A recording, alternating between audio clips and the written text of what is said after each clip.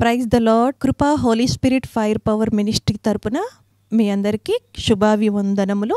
దైవజనుడు గాడ్సన్ గారు దైవ సందేశమును అందించు ఉండగా మీరందరూ విని ఎంతగానో బలపడాలని, ఆత్మీయ మేలులు ఆశీర్వాదాలు పొందుకోవాలని మన ప్రభువుడైన రక్షకుడైన యేసుక్రీస్తు వారి పేరట మేము ప్రార్థిస్తూ ఉన్నాము. Praise the Lord. God bless you to all. Praise the Lord. దేవునికి స్తోత్రం కలుగును గాక. ఈ టీవీ ప్రోగ్రాం వీక్షిస్తున్నటువంటి దేవుని ప్రియ బిడ్డలందరికీ కూడా ప్రభువైన యేసుక్రీస్తు నామంలో వందనములు. దేవుడు మిమ్మల్ని మెండుగా దీవించునుగాక. ఈ విధంగా మిమ్మల్ని కలుసుకున్నట్టుకు దేవుడు మాకు ఇచ్చిన గొప్ప కృపను బట్టి దేవుని మహిమపరుస్తున్నాం. మరి దేవుడు మాకు ఇచ్చిన గొప్ప కృపను బట్టి, అభిషేకాన్ని బట్టి ఈరోజు మరి పరిశుద్ధాత్మ దేవుడు మీతో ఒక ప్రత్యేకమైన రీతిగా పరిశుద్ధాత్మ దేవుడు మాట్లాడబోతున్నాడు. ఆమెన్.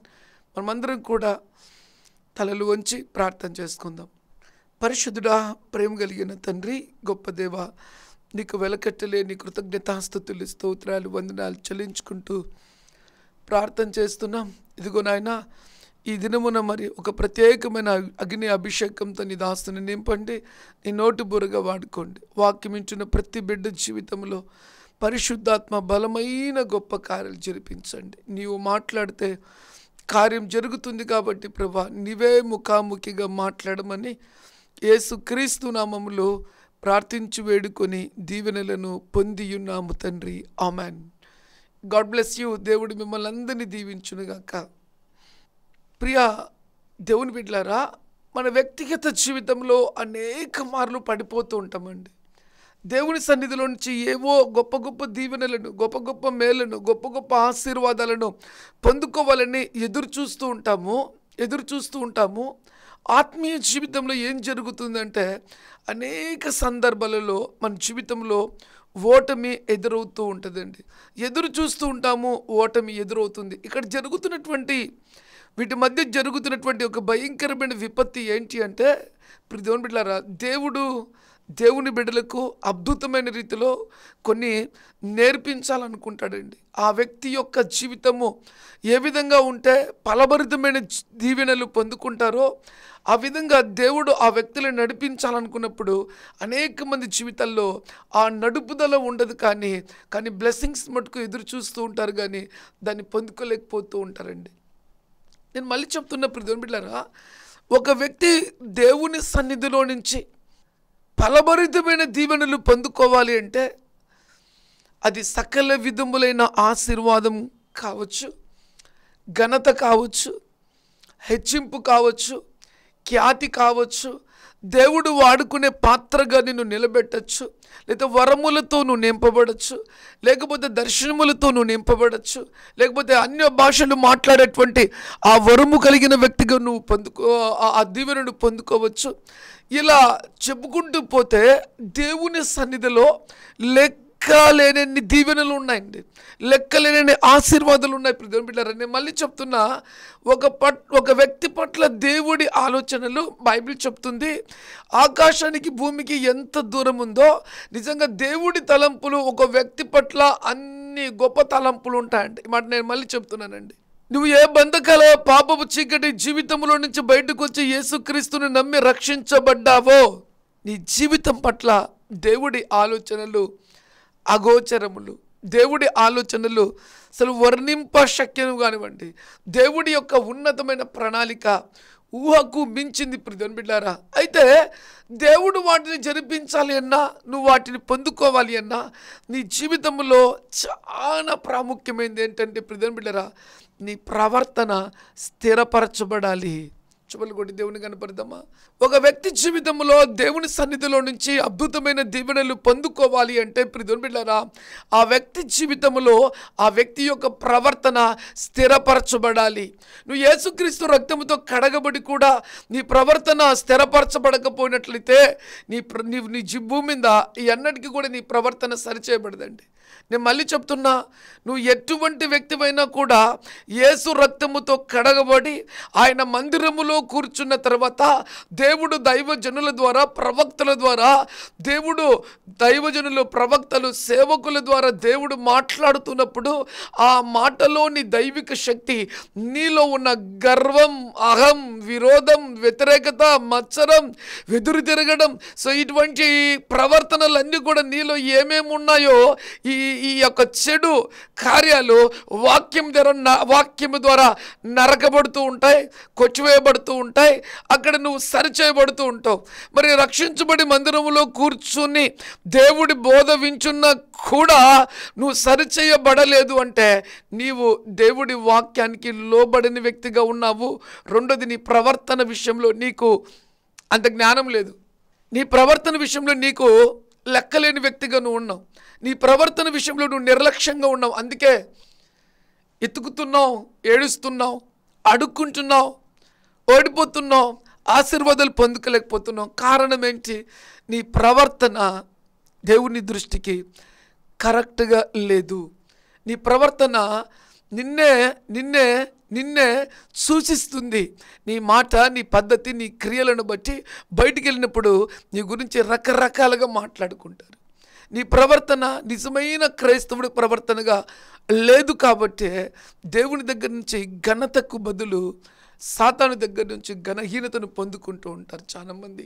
వారి జీవితంలో వారి ప్రవర్తన కరెక్ట్గా లేనప్పుడు ప్రియమైన బిడ్డలారా, అయితే దేవుడిచ్చేటువంటి ప్రతి దీవెన నువ్వు పొందుకోవాలి అంటే నీ ప్రవర్తన చక్కగా, కరెక్ట్గా, మంచిగా, వాక్యానుసారంగా ఉండాలి. ప్రియమైన బిడ్డలారా, నీ ప్రవర్తన విషయంలో మనుషులు ప్రపంచంలో ఎంతమంది ఉన్నారో, నేను మళ్ళీ చెప్తున్న మాట, ప్రపంచంలో ఎంతమంది మనుషులు ఉన్నారో మాట మార్చి చెప్పమంటారా? దైవజనులు ఉన్నప్పటికీ, ప్రవక్తలు ఉన్నప్పటికీ నీ ప్రవర్తన విషయంలో సంపూర్ణమైన గ్యారంటీ ఎవరు ఎప్పుడు ఇవ్వలేరు. ఎవరిని ఎప్పుడు సంపూర్ణతలోకి నిలబెట్టగలరు? అయితే నిలబెట్టలేరు. మళ్ళీ చెప్తున్నా, నిలబెట్టలేరు. అయితే ఒక వ్యక్తి తన జీవితంలో సంపూర్ణంగా దేవుని ఆనుకొని, దేవుని మీద ఆధారపడి, దేవుని వాక్యానుసారంగా జీవించుటకు తీర్మానం తీసుకున్నప్పుడు ఆ దేవాది దేవుడే ఈ భూమి మీద నీ ప్రవర్తనను స్థిరపరిచి నిలబెట్టేవాడండి. దేవుని చేత నిలబెట్టబడ్డ వ్యక్తి ప్రపంచంలో దేవుడి చిత్తాన్ని చేస్తాడు. అంతే గొప్ప ఇంకొక మార్గం లేదు. ప్రియమైన బిడ్డలారా, దేవుడి వాక్యము, దేవుడి కృప ప్రపంచంలో ఉన్నటువంటి ప్రతి బిడ్డకు ప్రత్యక్షమైంది. అయితే ఆ వాక్యము ద్వారా నువ్వు స్థిరపరచబడినట్లయితే నీ జీవితము ఫలభరితంగా ఉంటుందని ప్రభు పేరుతో మనవి చేస్తున్నానండి. నీ జీవితము స్థిరంగా ఉండాలంటే ఏం చేయాలి? దేవుని వాక్యం ఏం చెప్తుందో చూద్దాం. 37వ కీర్తన 23వ వాక్యాన్ని మనం జ్ఞాపకం చేసుకుందాం. 37వ కీర్తన 23వ వాక్యాన్ని జ్ఞాపకం చేసుకుందాం. ఒకని నడత యెహోవా చేతనే స్థిరపరచబడును, వాని ప్రవర్తన చూచి ఆయన ఆనందించును. ఆమెన్ చెప్దామా? హల్లెలూయా. దేవుడు ఎంత గొప్పవాడు. ప్రియమైన బిడ్డలారా, ఒకని ప్రవర్తన ఇక్కడ చూసినట్లయితే ప్రపంచంలో ఎవరిని బట్టి మాట మార్చి చెప్పాలి అంటే ఇంకా అమ్మ, నాన్న, బంధువులు, ఇంకొకరు ఎవరిని బట్టి కూడా తన జీవితంలో పరిపూర్ణమైన పరిశుద్ధమైన ప్రవర్తన కలగదు. అయితే దేవుని వాక్యం చెప్తుంది, ఏ వ్యక్తి అయితే తన్ను తానుగా దేవునికి అప్పగించుకొని వాక్యానుసారంగా జీవించడం మొదలు పెడతాడో దేవుని వాక్యం చెప్తుంది ఆ వ్యక్తి యొక్క ప్రవర్తన దేవుడు మాత్రమే మార్చగలడు. రెండో అద్భుతం చెప్పమంటారు ప్రియమైన బిడ్డలారా, నీ ప్రవర్తన మార్చి నువ్వు భూమి మీద తిరుగుతూ ఉంటే, నీ ప్రవర్తన మార్చుకొని నీవు భూమి మీద బ్రతుకుతూ ఉంటే, నీవు ప్రవర్తన మార్చుకునే దాన్ని బట్టి దేవుని వాక్యం చెప్తుంది ప్రియమైన బిడ్డలారా, దేవుడు ఎంతగానో సంతోషిస్తూ ఉంటాడంట. ప్రవర్తనలు చాలా ఉన్నాయి ఇక్కడ. దేవుడు సంతోషించేది ఏంటంటే వాక్యానుసారమైన ప్రవర్తన కలిగిన వ్యక్తిగా నువ్వు ఉన్నప్పుడే దేవుడు నిన్ను బట్టి సంతోషిస్తాడు. దేవుడు సంతోషించే ప్రవర్తన కలిగిన వ్యక్తిగా నువ్వు ఉండాలి అంటే నేను మళ్ళీ చెప్తున్నా ఒక ఛాలెంజింగ్తో కూడిన మాట. దేవుడి వాక్యానికి విరోధమైనది నీ జీవితంలోకి ఎదురైనప్పుడు, అది నిన్ను తాకినప్పుడు, అది నిన్ను శోధించినప్పుడు, అది నిన్ను పరీక్షించినప్పుడు వాక్యాన్ని జ్ఞాపకం చేసుకొని వాక్యాన్ని సంతోషపెడుతూ ఆ వాక్యానుసారంగా జీవించడానికి నువ్వు సిద్ధమైన మనసు కలిగిన వ్యక్తివైతే నువ్వు స్థిరమైన ప్రవర్తన కలిగిన వ్యక్తిగా నువ్వు ఉంటావు. దేవుని చేత స్థిరపరచబడిన వ్యక్తిగా నువ్వు ఉంటావు. నిన్ను కదిలియడం ప్రపంచంలో ఎవరి తరము కూడా కాదండి. నేను మళ్ళీ చెప్తున్నా, ఈ మాట చాలా జాగ్రత్తగా వినండి. ఇదేదో అయిపోయేది కాదు. ఈ మాట నీ జీవితం మొత్తం ఈ మాట మీద ఆధారపడింది. నీ భవిష్యత్ మొత్తం ఈ మాట మీద ఆధారపడింది. నీ జన్మము యావత్తు కూడా ఈ మాట మీద ఆధారపడింది. స్థిరమైన మనస్తత్వం కలిగిన వ్యక్తివా కాదా? దేవుడు నిన్ను వలె నీ పొరుగు వారిని ప్రేమించమన్నాడు. ఇదొక మాట, ఇదొక దేవుని ఆజ్ఞ. ఈ ఆజ్ఞ నీకు తెలుసు, ఈ ఆజ్ఞ నీకు తెలుసు, ఈ ఆజ్ఞ నీకు తెలుసు కూడా నీ పొరుగు వారిని క్షమించలేకపోతున్నావంటే దేవుడి దృష్టిలో నువ్వు స్థిరత్వం కలిగిన వ్యక్తివి కాదు. నువ్వు డైరీలో రాసుకోండి, ఈ మాట మీరు డైరీలో రాసుకోండి. చిన్న మాట నేను చెప్తున్నాను. క్రైస్తవ జీవితంలో నువ్వు బ్రతికి దేవుడి చిత్తము చేయాలి అంటే దేవుని సంతోషపెట్టే వ్యక్తిగా ఉండాలి. దేవునితో స్థిరమైన ఒక జీవితం నువ్వు జీవించాలంటే వాక్యాన్ని సంతోషపెట్టి, నీ జీవితంలో అది నష్టము కలిగినా, అది నీకు గాయపరిచినా, అది నీకు బాధ పెట్టినా, అది అననుకూల పరిస్థితిగా నీ మీదికి దాడి చేసినా, అది బంధువులు కావచ్చు, శత్రువులు కావచ్చు, లేకపోతే స్నేహితులు కావచ్చు, జీవితంలో ఎవరైనప్పటికీ కూడా నీ జీవితంలో నుంచి వారు నీకు గాయపరిచినా నీ జీవితం నుంచి వారు తిరిగి గాయపరచకూడదు. కానీ నిన్ను వలె నీ పొరుగు వారిని క్షమించమన్నాడు, 2 ప్రేమించమన్నాడు. ఈ రెండు నువ్వు జీవితంలో చేయడం మొదలు పెడితే దాదాపు జీవితంలో నువ్వు గెలిచిన వ్యక్తివేనండి. చివర్లు కూడా దేవుని కనపడదామా? ఈ 2 కూడా నువ్వు చేయాలి అన్నా, ఆ కెపాసిటీ నీకు రావాలి అన్నా, ఆ ధైర్యం నీకు కావాలి అన్నా, వాక్యానికి లోబడి భయపడి ఇది నా దేవుడు నాకు ఇచ్చినటువంటి గొప్ప ధన్యత, ఆ ధన్యతను, ఆ దీవెనను, ఆ బలమును, ఆ ఆశీర్వాదమును నేను భూమి మీద నెరవేరుస్తానని నువ్వు తీర్మానం తీసుకున్నట్లయితే వాక్యములో నువ్వు స్థిరపరచబడిన వ్యక్తివి, దేవునితో నువ్వు స్థిరపరచబడిన వ్యక్తివి. మళ్ళీ చెప్తున్నా, ఈ మాటలోని లోతైన అర్థం ఏం తెలుసా ప్రియమైన బిడ్డలారా? ఇప్పుడు నేను ఒక మాట చెప్తాను, వినండి చాలా జాగ్రత్త. దేవుడు మన జీవితంలో ఎన్నో అననుకూల పరిస్థితులను ఎందుకు తీసుకుని వస్తాడు అంటే, నువ్వు దేవునిలో స్థిరంగా ఉన్నావో లేదో నిన్ను పరీక్షించుటకు, పరిశోధించుటకు, పరిశీలించుటకండి. ఎన్ని భయంకరమైన అననుకూల పరిస్థితులు తీసుకొచ్చి పెట్టినా కూడా నువ్వు దేవుడి వాక్యానుసారంగా జీవించినట్లయితే నువ్వు స్థిరమైన మనసు కలిగిన వ్యక్తివి, దేవునిలో స్థిరపరచబడిన వ్యక్తివి ప్రియమైన. అందుకే మనం బైబిల్ గ్రంథంలో చాలా బాగా గమనించినట్లయితే యోసేపు విషయంలో రాజు భార్య యోసేపు మీదకి దాడి చేసినప్పుడు, షర్టు లాగినప్పుడు షర్టు విడిచిపెట్టి పారిపోతాడండి. ఎందుకు తెలుసా? దేవునికి విరోధంగా పాపం చేసి ఈ పాపాన్ని నేను మూట కట్టుకుని నా జీవితకాలం అంతా ఈ శాపాన్ని అనుభవించి నేను నటించేవాడిని అని అనిపించుకోవడం యోసేపుకి ఇష్టం లేక, జైల్లో వేసినా చంపినా ఏదైనా పర్వాలే అని ధైర్యముగా దేవునికి భయపడి దేవునిలో స్థిర మనసు కలిగిన వాడై దేవుడు వారి క్రియల చొప్పున ప్రతిఫలం ఇస్తాడని యోచించి దేవుని వాక్యానుసారంగా జీవించుటకు సిద్ధమైన మనసు కలిగిన వ్యక్తి కాబట్టి పారిపోయాడు. తన్ను తాను నాశనం చేసుకోవడానికి ఇష్టపడలేదు.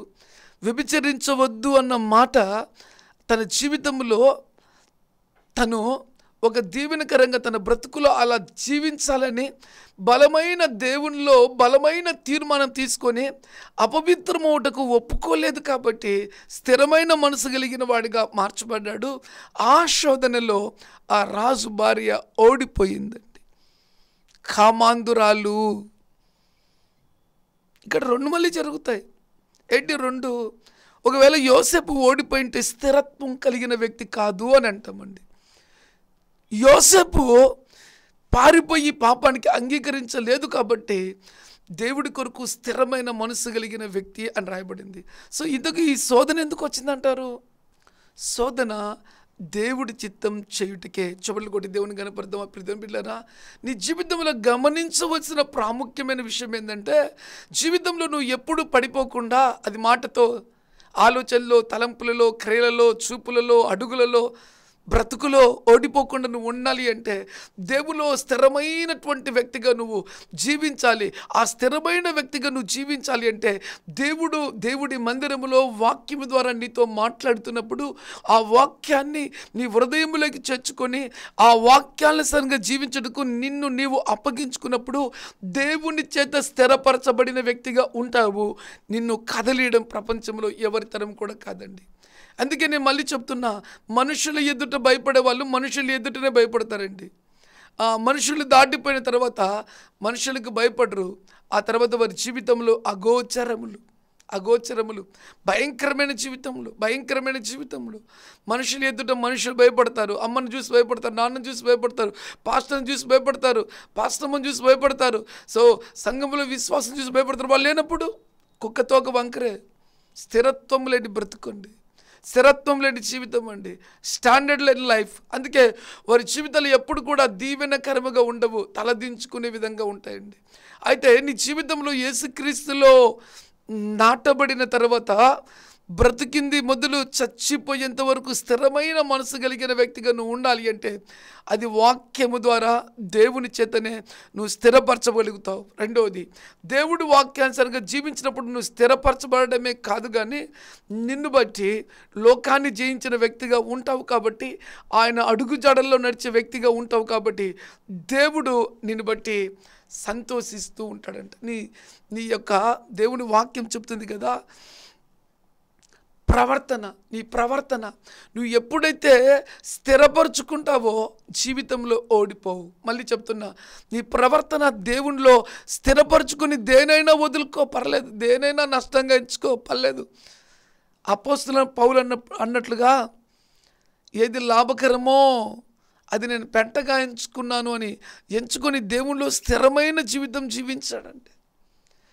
ఈరోజు అనేక మంది స్థిరత్వం లేక జీవితంలో ఓడిపోతున్నారండి ప్రతిని బిడ్డలారా. అందుకే స్థిరమైన మనసు కావాలి అంటే, స్థిరమైన జీవితం కావాలి అంటే, కొట్టివేయబడిన జీవితంగా నీ జీవితం ఉండాలి అంటే దేవుని చేత నువ్వు స్థిరపరచబడాలి. ఆ దేవుని వాక్యాన్ని విని లోబడేటువంటి వ్యక్తిగా నువ్వు ఉన్నట్లయితే నీ జీవితము ఎంతో స్థిరముగా ఉంటుందని ప్రభు పేరుతో మనవి చేస్తున్నాను ప్రతిని బిడ్డలారా. ఇంకొక మాటను మనం జ్ఞాపకం చేసుకుని ముందుకెళ్దాం. ఏంటి ఈ మాట? సామెతల గ్రంథం 3:6 చదువుకుందాం. నీ ప్రవర్తన అంతటి యందు ఆయన అధికారమునకు ఒప్పుకొనుము, అప్పుడు ఆయన నీ త్రోవలను సరళము చేయును. ఇది అద్భుతమైన మాట కదా. నీ ప్రవర్తన అంతటిని ఆయన, చూడండి మాట, నీ ప్రవర్తన అంతటి యందు ఆయన అధికారమునకు ఒప్పుకొనుము.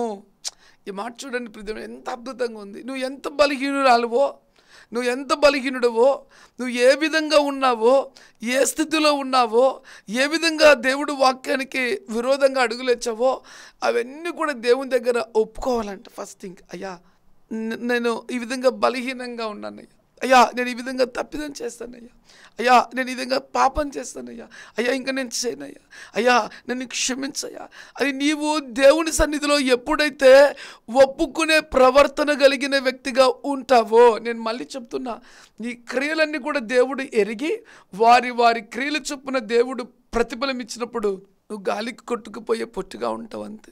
యేసుప్రభు నీలో ఉండడు. క్రియలు కరెక్ట్గా లేకపోతే యేసుప్రభు నీలో ఉండడండి. నీ క్రియలు కరెక్ట్గా ఎప్పుడైతే ఉంటాయో యేసుప్రభు నీతో ఉంటాడు. నీకు విరోధంగా రూపొందింపబడిన ఏ ఆయుధం కూడా వర్ధిల్లింపచేయడు. బైబిల్ వాక్యం చెప్తుంది, దేవుని వాక్యం చెప్తుంది, మనుషుల్ని సంతోషపెట్టే వ్యక్తి కాదు, దేవుని సంతోషపెట్టే వ్యక్తిగా ఉండాలంట. ఈ మాట చూడండి, నీ ప్రవర్తన అంతటి యందు ఆయన అధికారమునకు ఒప్పుకొనుము, అప్పుడు ఆయన నీ త్రోవలను సరళం చేయును. ద్వారములు తెరవబడాలి అంటే నీ ఎదుట నీ ప్రవర్తన దేవుని సన్నిధిలో సరిచేయబడాలి, ఒప్పుకోవాలి, దాన్ని విడిచిపెట్టాలి. అక్కడ నీవు నిజముగా దేవునితో మంచి కనెక్ట్ కలిగినట్లయితే ఈ భూమి మీద ద్వారములన్నీ తెరవబడతాయి. నీ ప్రవర్తన కరెక్ట్గా కాకపోతే దేవుని దగ్గరలో నువ్వు ప్రార్థనను గెలవలేవు. రెండోది, జీవితంలో కూడా ద్వారములు తెరవబడినప్పుడు మాట మార్చి చెబుతున్నా, చాలా ఆశ్చర్యాన్ని కలిగించే మాట ఇది. చాలా లోతుగా ఆలోచించేయండి, వాక్యం విడిచిపెట్టకుండా లోతుగా ఆలోచించేయండి. ఎందుకంటే ప్రవర్తన సరిచేయలేకపోతే ఒక వ్యక్తితోనే కాదు, యావత్ వారి కుటుంబానికి కూడా సాతాను చేత తిప్పలు తప్పవు. నేను మళ్ళీ చెప్తున్న ఈ మాట, ప్రవర్తన సరిచేయలేకపోతే సాతాను చేత ఆ వ్యక్తికే కాదు ఆ కుటుంబానికి కూడా తిప్పలు తప్పవు. ఒక వ్యక్తి ప్రవర్తన కరెక్ట్గా లేకపోతే ఆ వ్యక్తిని సాతాను వాడుకొని ఆ వ్యక్తి ద్వారా ఆ కుటుంబంలో ఉండే వారందరికీ కూడా శ్రమలను, నిందలను, అవమానాలను, వేదనలను, ఇక చెప్పాలంటే ఎన్నో భయంకరమైన విపత్తులను తీసుకొచ్చి పెడుతుంది. అందుకే ప్రవర్తన సరిచేయబడాలి. అదే ఆ ప్రవర్తన దొంగ ప్రవర్తన, అబద్ధ ప్రవర్తన, వ్యభిచారపు ప్రవర్తన, అప్పు చేసి ఎగరగొట్టే ప్రవర్తన, అబద్ధములాడే ప్రవర్తన, దొంగిలించే ప్రవర్తన, అసహించుకునే ప్రవర్తన, ఇక ఇలా చెప్పుకుంటూ పోతే ఒక్కొక్క వ్యక్తిని నాశనం చేసేటి ఎన్నో, వారి కుటుంబాన్ని చిత్రవద చేసేటి ఎన్నో ఎన్నెన్నో ఎన్నో ఎన్నో ఇంకా చెప్పలేనండి. ఎందుకు వారి బ్రతుకులు నాశనం అయిపోయినాయి, వారి కుటుంబాల మీదకి చెడ్డ పేరు వచ్చి పడింది అంటే ఏదో ఒక వ్యక్తి ప్రవర్తన కరెక్ట్ లేక గడ్డి తిన్నాడు. ఆ గడ్డి వాళ్ళ ఇంటిని మొత్తాన్ని కూడా కాల్చి పాడేసింది. అవమానాలతో, నిందలతో, హేళనతో, దూషణతో. అంతే. ఎప్పుడైతే ప్రవర్తన కరెక్ట్ లేక పడిపోతామో ఇక ఊర్లో ఉన్న నోర్లు, బంధువుల నోర్లు ఇక లేస్తాయి చూడు. హలో, ప్రైజ్ ది లార్డ్, దేవునికి స్తోత్రం. ప్రియమైన బిడ్డలారా, నేను చెప్తున్న మాట సత్యం. నీ జీవితంలో జరిగి తీరుతుంది. నీ ప్రవర్తన కరెక్ట్ లేకపోతే ఎన్ని భయంకరమైన విపత్తులు ఎదుర్కోవాలో. అందుకే నీ ప్రవర్తన దేవుని సన్నిధిలో సటరేట్ అయినట్లయితే, వేటిని దేవుని సన్నిధిలో ఒప్పుకొని విడిచిపెడతావో అవి విడిచిపెట్టి వాక్యానుసారంగా జీవించుటకు సిద్ధపాటు కలిగిన వ్యక్తిగా నువ్వు ఉన్నట్లయితే, యోసేపుకు ఘనమైనటువంటి దీవెన దిగి వచ్చింది. అతని ప్రవర్తన ఫలాన్ని పొందుకున్నాడు. నీవు కూడా నీ జీవితంలో ప్రవర్తన ఫలాన్ని పొందుకుంటావు. అది మంచి ప్రవర్తన కలిగిన వాడైతే నిజంగా నిన్ను బట్టి నీ కుటుంబంలో ఇంత భక్తిపరులు లేడు అని నీ మీదకి నీ ప్రవర్తన బట్టి ఘనత వస్తుంది. రెండోది నీ కుటుంబమే సాక్ష్యం చెప్తుంది. మూడోది లోకం సాక్ష్యం చెప్తుంది. నాలుగోది ఎక్కడి పోయినా కూడా తల ఎత్తుకునే వాడిగా ఉంటావు. అదే ప్రవర్తన కరెక్ట్ లేకపోతే, ఏలీ ప్రవర్తన, ఏలీ యొక్క మొదటి సమూయేలు గ్రంథంలో ఏలీ ప్రవక్త యొక్క బిడ్డల ప్రవర్తన కరెక్ట్ లేక ఆ ప్రవర్తన సరిచేయుటకు ఏలీ ప్రవక్త ఎంతగానో ప్రయాసపడ్డాడు. కానీ వారి ప్రవర్తనను మార్చుకోలేక చివరికి 2 కొడుకులు ఒకేసారి చనిపోయినారండి. ఎందుకంటే చేయరాని కార్యాలు చేశారు. అది దేవుడు చూచాడు. దేవునికి కోపం వచ్చేసిందండి. అదే సమూయేలు ఏలీ దగ్గర ఎంతో భయభక్తులతో ఏలీకి దేవుని పరిచర్య చేస్తూ ఉంటే దైవజనుడు ఏది చెప్పినా చేయడం మొదలుపెట్టాడు. నమ్మకమైన సేవ చేయడం మొదలుపెట్టాడు సమూయేలు చిన్నతనంలో నుంచి. అతని ప్రవర్తనను దేవుడు చూచి నిజముగా ఏలీతో మాట్లాడిన దేవుడే సమూయేలుతో కూడా మాట్లాడాడండి. చెప్పులు కొట్టి దేవుని కనబడతామా? నేను మళ్ళీ చెప్తున్నా, నీ యావత్ బ్రతుకు మొత్తం, నీ జీవితం మొత్తం నీ ప్రవర్తన మీద ఆధారపడింది. నీ ప్రవర్తన భూమి మీద మంచిగా ఉండాలి అంటే, అది పరిశుద్ధమైన ప్రవర్తనగా ఉండాలి అంటే, నీతివంతమైన ప్రవర్తనగా ఉండాలి అంటే, యథార్థవంతమైన ప్రవర్తనగా ఉండాలి అంటే, దేవుని యందు భయభక్తులు కలిగిన ప్రవర్తనగా ఉండాలి అంటే, నీ ప్రవర్తన దేవుని వాక్యానుసారంగా జీవించుటకు, నిన్ను నీవుగా దేవునికి అప్పగించుకొని ఆయన వాక్యానుసారంగా జీవించుటకు నీ తీర్మానం తీసుకున్నట్లయితే, దేవుని చేత స్థిరపరచబడినటువంటి మంచి ప్రవర్తన, స్థిర ప్రవర్తన కలిగినటువంటి వ్యక్తిగా నువ్వు ఉంటావు. ఇది నీ వ్యక్తిగత జీవితం. ఈరోజు అనేక మంది దేవుని బిడ్డలు దేవుడు ఉన్నతమైన కృప ఇచ్చి పీల్చుకున్నాడు. కానీ వాళ్ళు ప్రవర్తన జీవితంలో కరెక్ట్గా లేక దేవుడి మందిరానికి నిర్లక్ష్యంగా వెళ్తూ, మందిరములో భయంకరమైన విపత్తులకు గురి చేస్తూ, సేవకుని బాధ పెడుతూ, సంఘ విశ్వాసుల్ని బాధ పెడుతూ, సంఘానికి, సేవకుడికి, దేవునికి అవమానం తీసుకొచ్చే విధంగా వారి క్రియలను చూచి దేవుడు ఒకవైపు ఎంతగానో బాధపడుతున్నాడండి. ఎంతగానో వారు దీవించబడలేదు.